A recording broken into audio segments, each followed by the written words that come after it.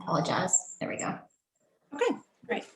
All right, we'll start with action item 4A, board to review and consider approving the minutes of the January the 11th, 2021 meeting.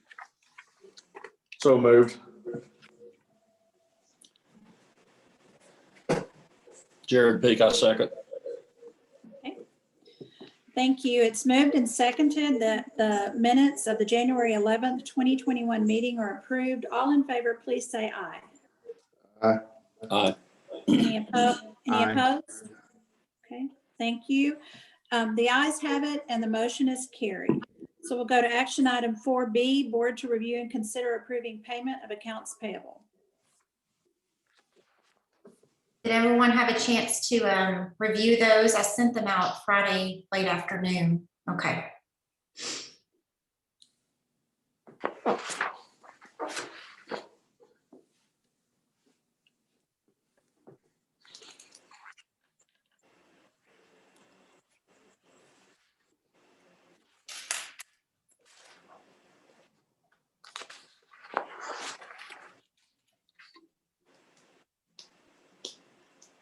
Move approval of the accounts payable.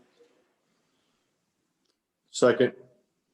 Thank So you. Misha, the real quick question, please. Sir. The invoice from the city, is that part of the 2 million or is that in addition to the 2 million that we approved? That comes out of the 2.5 million that we approved for Okay. project. Yes, sir. Thank you. Uh-huh. Sorry for the interruption. No problem. Any other questions?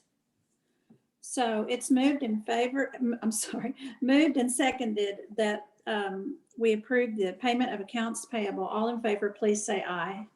Aye. Aye. Thank you. Anyone opposed? The ayes have it and the motion is carried. We'll move to item 4C, board to review and consider approving the December 2020 financial statements. Okay, on page 5 of your packet, you will see our balance sheet. You'll notice that we're down a little bit in sales tax received in January as compared to last year, 2020. You'll see a large increase in the designated fund balance, and that is because of the 2.5 million that we have added to that because of Project Jupiter or Georgia Pacific. If you will look at the income statement, I just want to point out a couple of line items that we are over budget on. You'll see on the advertising and marketing expense, we're probably about $4,000 over budget right there. And that is because we have already paid for our website that we had budgeted in for the fiscal year.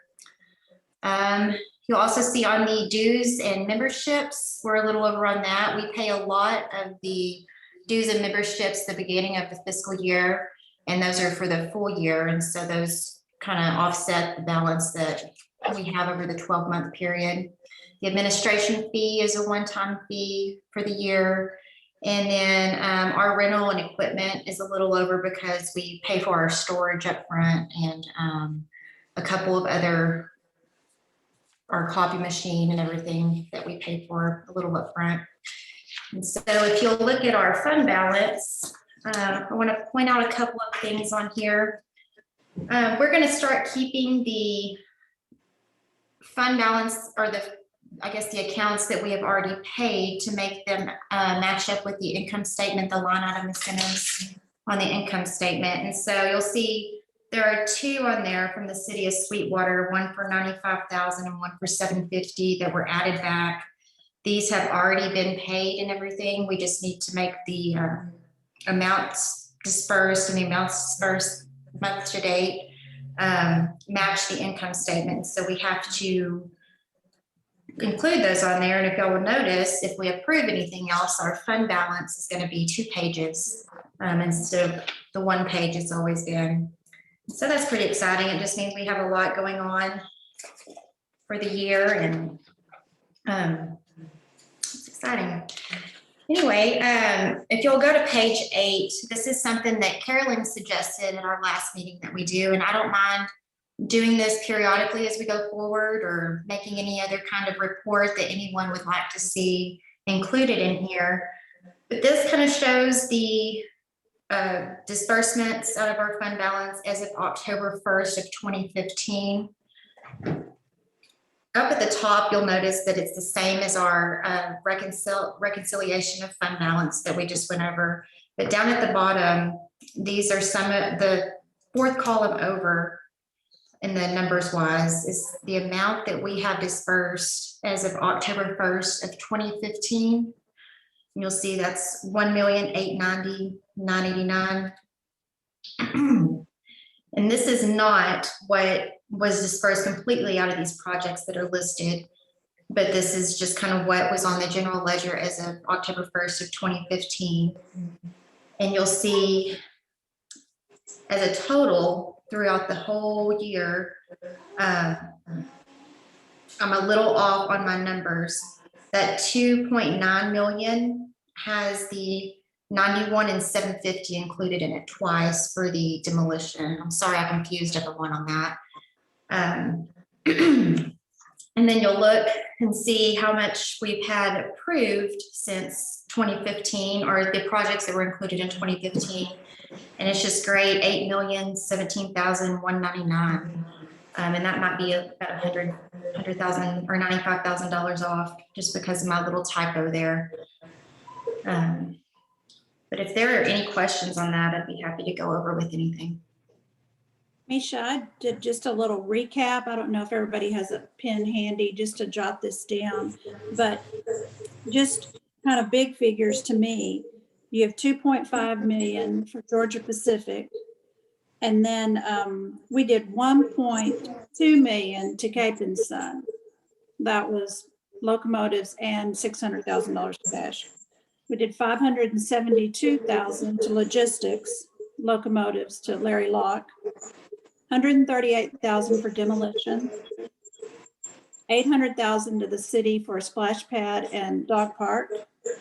And then so far, 350,000 for housing. That includes bent grass and Paydex and Villafranca.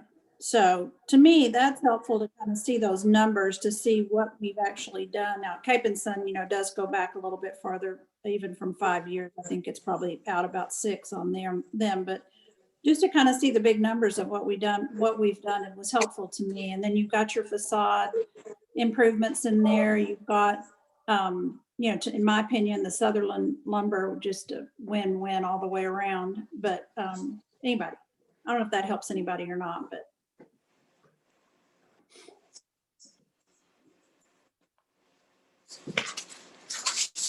No, I think this looks really great, Carolyn. Misha, good job. Thank you. Like I said, if anyone would like to see any type of report or anything included in our financials, I'd be happy to do it. Thank you, Misha. I concur. This is a great report. Thank y'all for putting that forth. Just a quick question, Keith or Misha, on the Bent Grass of Texas initiative. Yes. Or incentive. So we're reporting we've funded 140,000. And then in the comments, it references 5 homes. Now I'm going off of memory, so I'm probably wrong, but I thought that incentive package was geared more in terms of increments of 5 homes. It And is. when I saw the number, it looked awful big to me. So if you will remember, oh, sorry, go ahead. If you'll remember right, we put in a water line and some fire hydrants, and that was about 65,000, which got added on top of the initial one. Was it 152,700 or 900? I can't remember what the initial, but the initial amount we approved was 152,900 bucks, I believe. And we added an additional 65,000 on top of that for the water line and fire hydrant. And then he was also advanced. Ken, do you remember what we advanced? Yeah, it was an engineering fee. I don't have that number in front of us, but I think it was, it's 37,900 for the engineering. Yeah. Yeah. And then each 5 houses, he gets 19,000. And kind of where we're at on that, so it kind of give a broader look, is he's been funded for the first 5 houses. He has started number 6. In the funding cycle, he has to have 3 dried in and 4 slab for him to get the second 5. So he'll sometime this spring, he hopes to start building more and availability of getting that, but there isn't a lot left. He got a lot of it kind of on the front end. So we're per the agreement. I mean, everything is ticking, Yes. tying back to our original agreement. Yes, sir.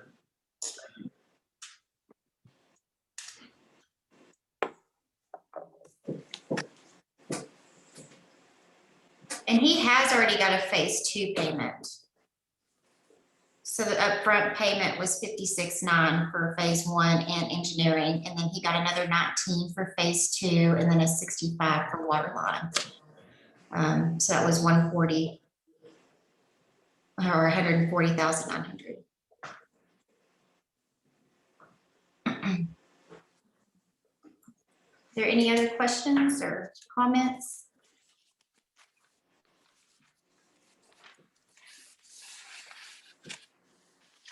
Might want to point out a little bit on the sales tax side. Oh, yes, yeah, I haven't, I'm going there. I'm going. Okay. So if you go to page 9 to look on the sales tax, you'll see that 2020 is hashtagged out, and I am sorry again, that does not show in my digital copy before I print it. But the total for year 2020 was 1,021,294. And if you look all the way back to 2012, that is just about our, I believe, second best year since then. And it's our first best year since we started being an MDD.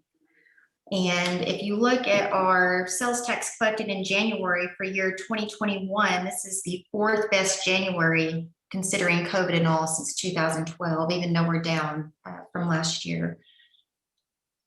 And if you go to our unemployment numbers, you'll see that the only increase in our 9-county region was for Sterling County. And Nolan is still sitting less than the Texas and US average. And next month, we'll actually have the numbers for the average of 2020 for Texas and Nolan. And that way we can go back and compare our yearly average. And that'd be kind of interesting to see since COVID and all that has taken place. And unless Kim, I think you might have had, did you have something to add on those unemployment? No, I just, it's always pretty interesting, our diversification. We let, a lot of times we'll compare ourselves to Snyder, Texas because of size, but there's a lot of differences between Snyder and us. One of them is the interstate, but then the other is the economic diversity that we have. And the ups and downs don't hit us near as hard as a lot of places. So we're pretty blessed in those areas. Okay, and unless there are questions over those 2 sheets, that's about all I have.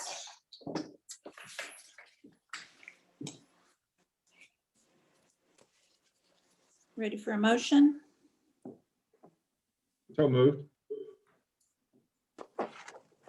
I second Joseph's motion. Thank you. So it's moved and seconded that the December 2020 financial statements are approved. All in favor, please say aye. Aye. Aye. Thank you. Any opposed, say no.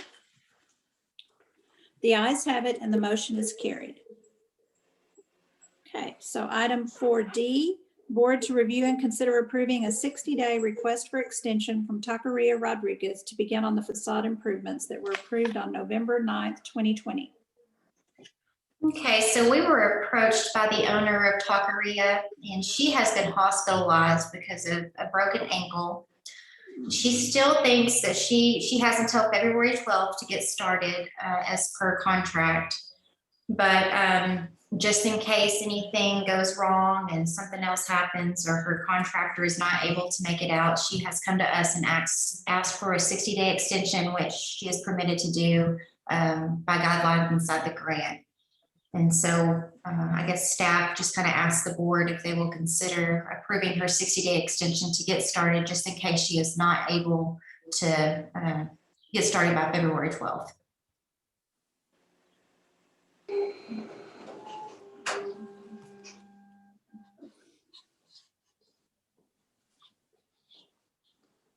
So if it's in the contract that she can extend, why is this coming to the board? Well, she has to make a request for extension. And so y'all Subject to have, board approval? Yes, it is. So do all of these facade grants have the extension language in those contracts, but yet subject to this board's approval? Management is not able to approve that? it's something we can change if y'all would like to. Joseph, if you remember back when we did these the very, very first time, there was some of that discussion then, and it was discussed that the board needed to be the final decision-making on these grants. Hmm. And I agree. I hate the fact that we got to bring it back for some of this type of stuff. Yeah, That may I be mean, on something. these kind of matters, sorry to interrupt. On these kind of matters, I'd like to see management be able to opine, but I move that we accept the request. Second. Okay, do you want to add to your motion to go ahead and change that, have those contracts changed? Do y'all want to consider that? So the. And it's not necessarily something I don't think we would have to change in the language of the grant, but it's Okay. just something that look, we could change internally where we don't have to come back to y'all every time an extension is requested. Is everybody else okay with that? Or would y'all like to have it come back? Russ?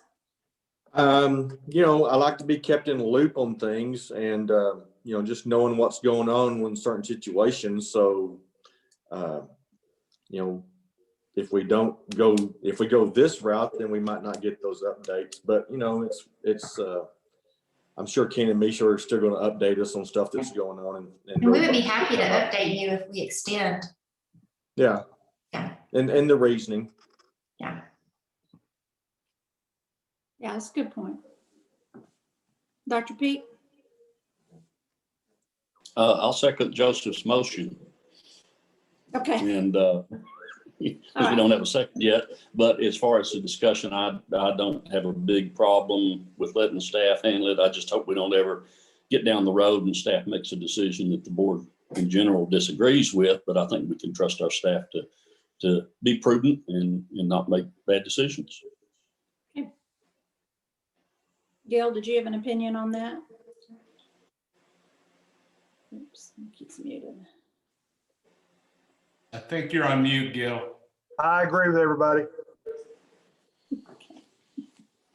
Okay, so it's moved and seconded that we have a motion and a second to approve the 60-day extension request from Taqueria Rodriguez for her facade improvement grant. All in favor, please say aye.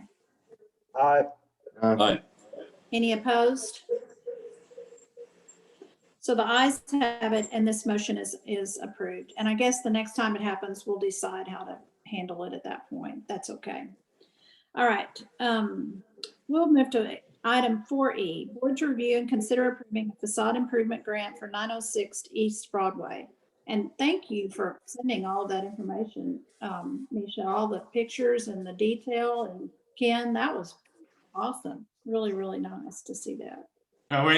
We strive to help our potential clients as much as possible, and this one actually need a little bit more only because he's from out of town that bought that building.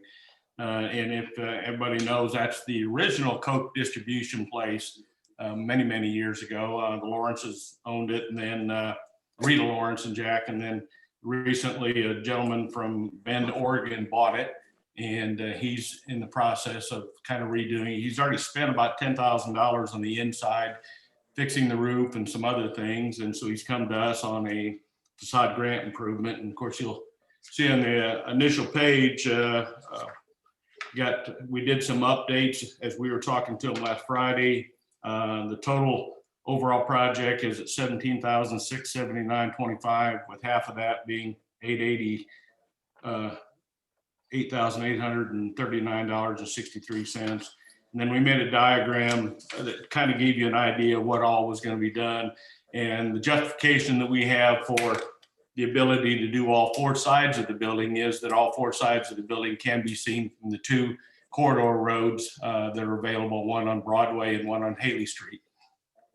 We really think that the things that he plans on doing that, including putting a new seal coat on the parking lot, will really improve the looks of that corner by quite a bit. Those garage doors that face Broadway are all going to be repaired and painted. The one garage door in the back that's actually on a loading dock will be completely replaced. He'll be water blasting all the brick and then repainting all the wood and eaves and downspouts in the building.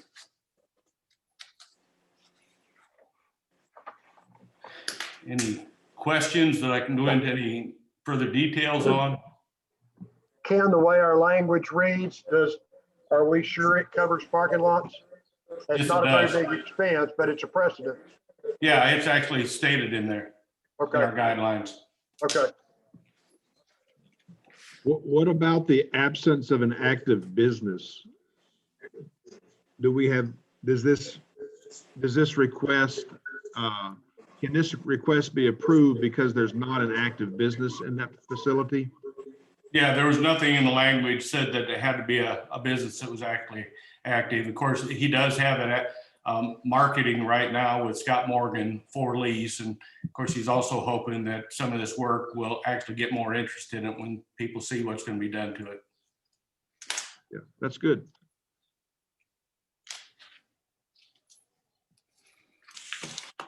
So we would ask to proceed moving forward that we would approve the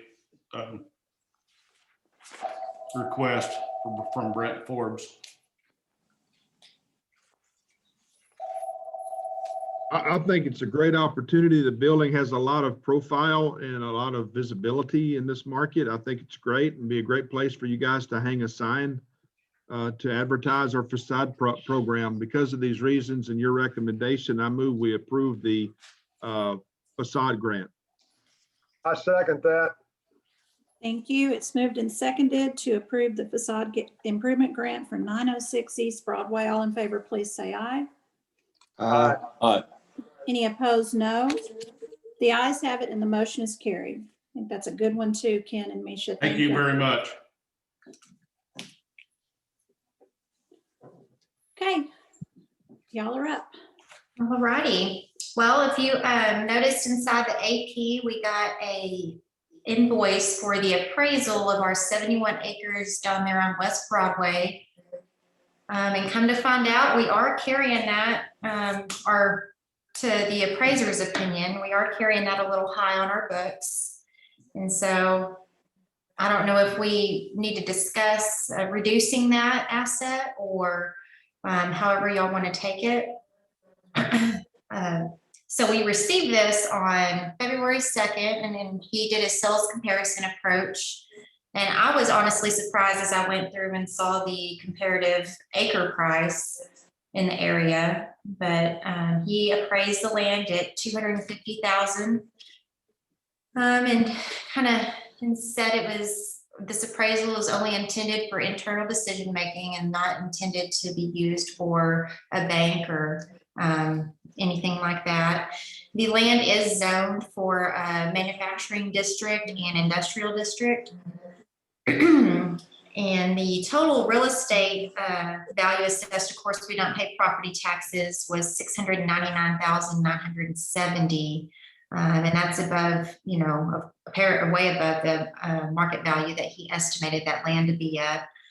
And he also said that inside the appraisal that the highest and best use is commercial and industrial development. And that is what this, I believe, is what the land was initially purchased for whenever the board that purchased it bought the land. I don't know if any of y'all had a chance to look at that. I did send it out on Saturday, and I apologize for sending it out that late. But if there are any questions or comments or anything that anyone would like to include on that at the moment. Just a quick update and review on that. The board back then had decided to look to expand and build another business park. We ended up buying 3 pieces of property. One was the original one, the main part of that. Then there was 2 other pieces. One was a small piece that Key Energy owned in the front side, and then we bought an access to the county road there from Encore. Okay, the next thing I want to talk to y'all about is a lady that we have visited with a couple of times. And she wants to come to this board because she is interested in our housing incentive. Her name is Brenda Sharp, and she has purchased the property beside Dr. McEachran's house there on Haley Street. She's already been in contact with TxDOT and already actually had the land platted, has already submitted her first floor plan for her first home, which will be 1,562 square foot.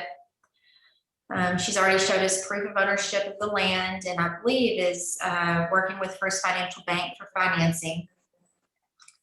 At first, whenever there were a couple of, I guess, issues with TxDOT that were telling her she had to come in and put all 3 driveways in for the 3 properties all at the same time. And then they're requiring her to build a handicap accessible sidewalk all the way down the front end of the property, which is very cost prohibitive.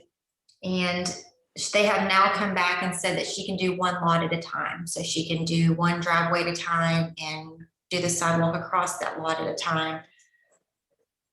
She hopes to start getting moving hopefully in early to mid-March. And we just kind of want to know if this board would be interested in Ken and I getting with Jeff and possibly developing a contract with her for our housing incentive that we have in place.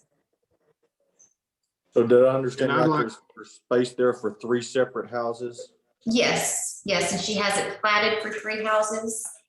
And has already turned in plans to TxDOT for the first driveway that she will be doing. And I don't know if y'all have seen, but she does already have that staked out and surveyed and all that good stuff for that first lot right there. And she plans to start the closest lot right next door to Dr. McEachran's house. And she has a lot For of the really record, good. I referred Brenda to Ken and Misha, and I'd like to abstain from the conversation if I may. Okay.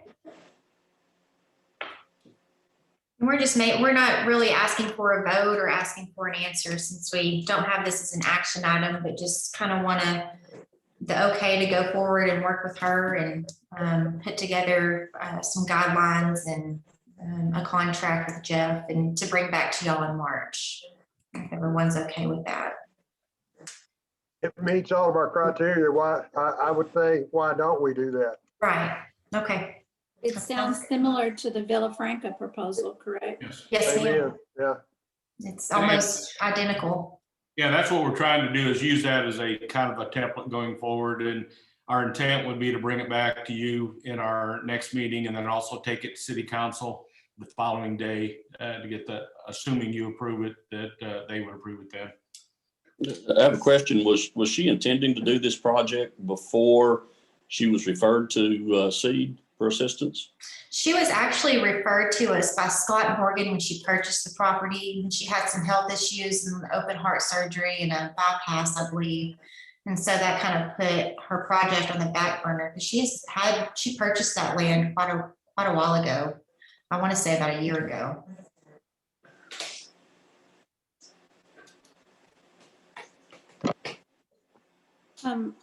Misha, could we go back to 5A and maybe get some, a plan for what we do next on this? Or maybe we have. a Oh, plan. yes, I'm sorry. Yeah. So we have the appraisal. Yes, ma'am. Now what are we gonna do? Well, I think that's what we're looking for from the board. Are we ready to just go ahead and list that property with a commercial real estate agent? We've got 3 agents in town that actually have properties. How would you like to move forward? I don't guess the appraiser encountered any interest, or would he tell you if he did? I don't know how that works, but y'all are not aware of any interest at this time in this No, property. he doesn't know of any. I mean, he just worked on the background numbers and the comparables. And you've not been approached by, we don't have a bite on this at all. Okay. No, and I mean, if you even go back, it was a piece of property that there wasn't many people looking at it when we bought it. It was something that we wanted to develop, and part of the reason we bought that one was because it was inside city limits. So if we're going to develop land, let's try to do it where the community gets the most tax benefit from that. And then, you know, as we move forward, a few board members decided the new one didn't want to do that. So that's kind of where we're at today.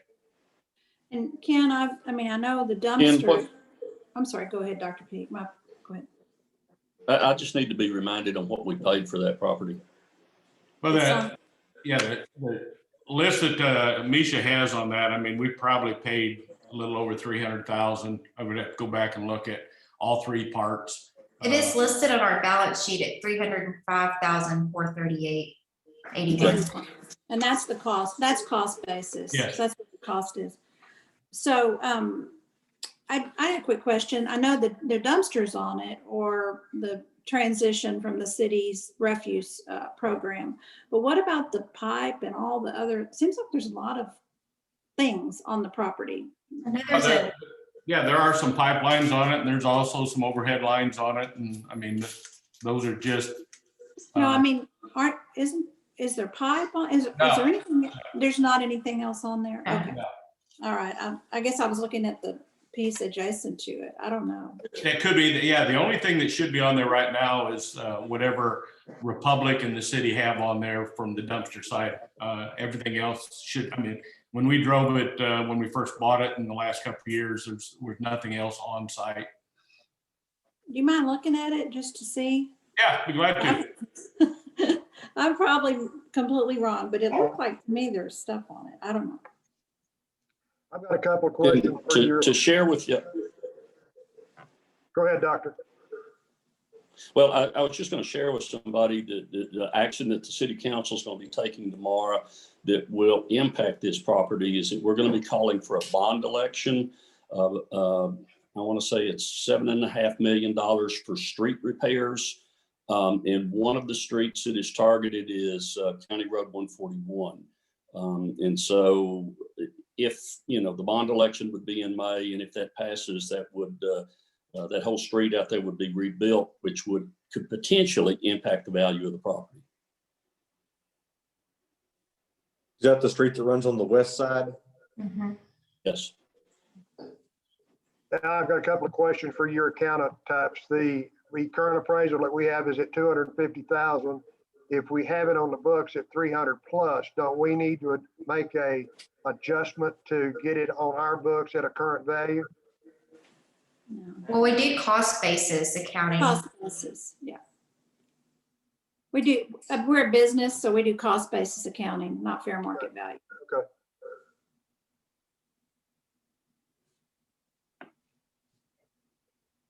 To follow that up though, if we sold it for 250, would we not take a $50,000 discount?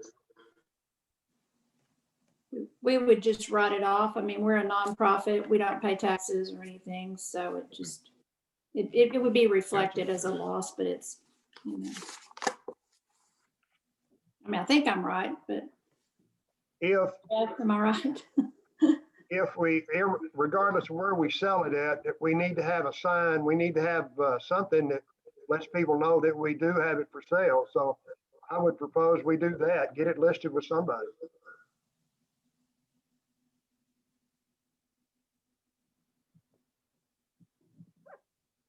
With 3 active real estate agents in town, how do you propose we handle that? Do you want us to talk to all 3 and see if we can get a multiple listing? That would be the fair thing, but do we have MLS in Sweetwater? I know they have a multiple listing service in Sweetwater, and I don't know the other side. Okay. Anybody else with opinion on that?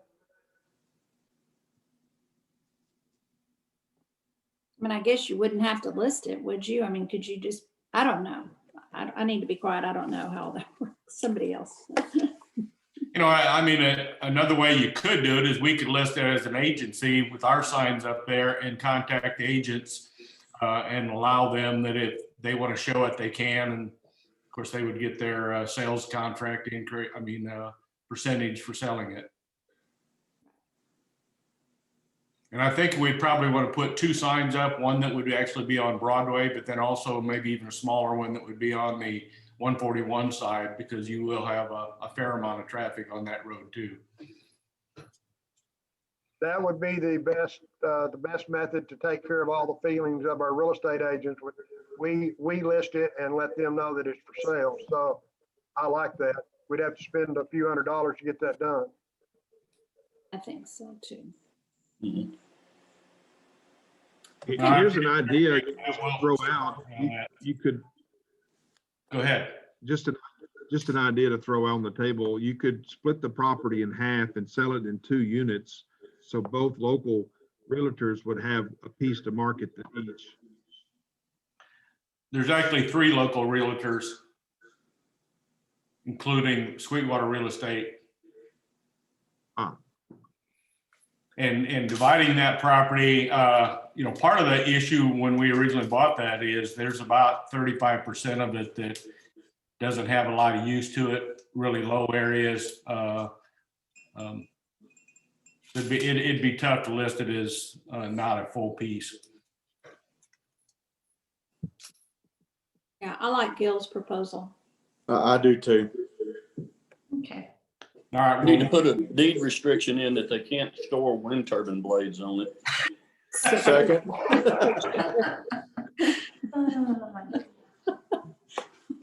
Oh, Dr. Pete, why'd you say that? Oh, no. One more point, we might put this on the market at the time that we get it to the market, then set a 90-day review and do that every 90 days to make sure that everybody's still comfortable with that process. Okay. Good. Sounds good. Thank y'all. Okay, so Brenda Sharp, we'll go ahead and bring that back to y'all in March we'll get with Jeff and kind of put together a contract, and it'd be almost identical to what we did with Villafranca. We also met with Cricket. She is with Rural Properties and the property manager for Judith Hampman Properties. And we actually walked a few units of Apple Creek with her. And we discussed with her the interior and exterior improvements that they plan to do on the complex. They've already redone the roof and all the roofs on all the buildings. And she just kind of wants us to know that they do plan to do improvements. We haven't, I know they do plan to come to this board and ask for an incentive of some type. And we figure it'd be very similar to what we did with Paydex.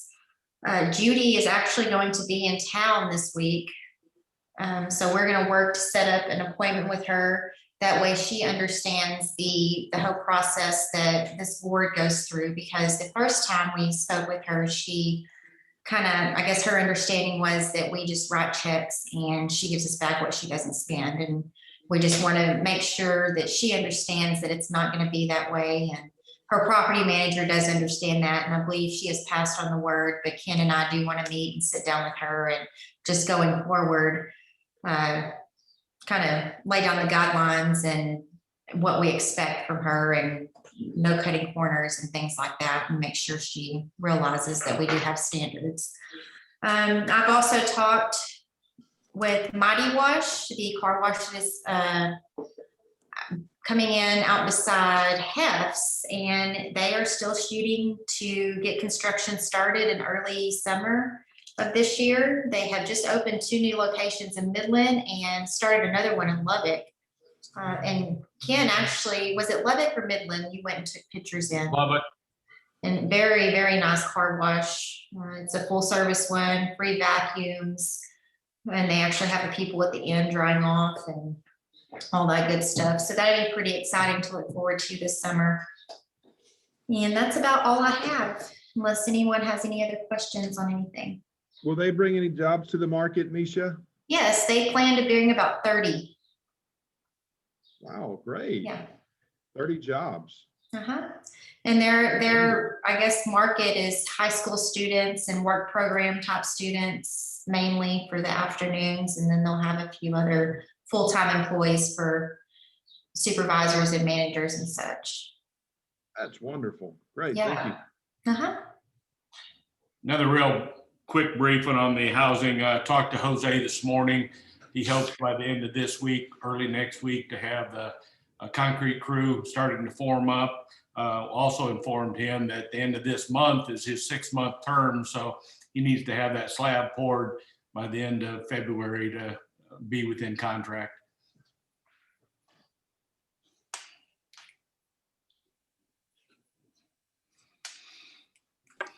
Ken, you can go ahead. I'm done. There's no other questions on Misha's part. I've got 2 different pieces. One is Icy Breeze. We're working with them on their information. They gave us the information they needed to on the FTE and their sales. We've reviewed that, actually went back, asked some questions, a couple of addresses that they have people living at. We need to verify, and then on their total sales, which ended up being 1.158 million for this last year, we've asking them if any of the sales tax and or shipping was included in that. We have not heard a response, so we should have all that by the next meeting. But in meeting with John, it's really been quite interesting. You know, I think we've talked a little bit about the changes they've had. Sold out. I mean, a partner bought a part of it, then he sold it all out, and then within a really short time bought it all back. Continues to own it now. He's actually redesigned the unit. It's been doing quite well in the last few months. Changed in marketing. His marketing before was really tying into places like Ace Hardware and go to their regional meetings and having a big show there, and then the regional groups would actually buy those. And now they found a company out of Dallas that's doing direct to retail marketing by social media. And when they did that, his sales went through the roof in comparison. He's about $250,000 over sales over what he did last year. And, you know, in a virus year and with everything that changed, I think that was quite exceptional for him to do that. He really expects this year to be another large year, and is actually talking about getting quotes on possibility of building a 3rd building right along the side that would be a warehouse to hold all his products. So if there's no questions on that, we'll be bringing back all the other final reports at our next meeting as soon as we hear back from him. Thank you. The second part is we were working with Georgia Pacific and Sage Diller on getting updates, and I will, as soon as this meeting is over, actually send each one of you an update. We're asking that Sage actually give us a minimum of once a month. This will also go to GP to kind of keeping them up on the water stuff. And so just a kind of a couple quick things, the CCN process. David Klein, the attorney, is actually looking at how the best path to move forward. Because if you remember back, the city applied for it. The GP at that time asked for an exception and their property to be excluded from that. So that changed that. So now they're trying to decide, and they've already agreed to pull that from it. So now they're trying to decide from a operation standpoint, do we need to turn in a new application, or can we amend the one that they have? And the attorney's looking at that. And then Sage has got us a bunch of information. And again, I won't go through it all because I'll send you a copy of it. But just things like the current schedule is to advertise a project in mid-March, start construction in mid-April. They're working with TxDOT, Atmos, the city on easements. They're also working with some of the easement issues going cross-country because this is a fairly long line that they'll be redoing. So there's quite a bit of good information in there. And again, we're going to ask Sage to have at least this once every month. So I think it'll be good for us to keep track of that and keep active in that. And I think that's I guess one last thing is, we've talked about the workforce side and the workforce pipeline. We actually have this Thursday, Drew Howard and his top 2 people at Sweetwater ISD will be going on a tour with Ludlam's and USG, and we'll be talking about how do we do a better job of creating that workforce pipeline for our manufacturing sector in our community. Good. I think that's my quick report. Thank you, Ken. It's good. Yes. Does anybody have any questions? I do want to add something. When we go into our closed sessions, just bear with me and make sure I'm recording and everyone's in the room and everything before we break out. Okay. Okay. So, are we at that point, Misha? Okay. Does anybody need to take a break before we do that, or are y'all good to go? Okay, we'll go ahead and consider entering into executive session. Does anybody need to, I guess we need motion to do that. So moved. Second. Thank you. So it's been moved